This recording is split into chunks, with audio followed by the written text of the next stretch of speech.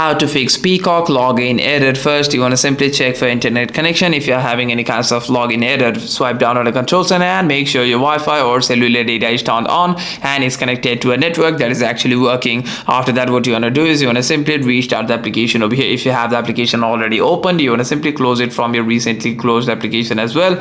After that, what you want to do is you want to simply check for your verification over there. You want to simply verify your email address and passwords over here.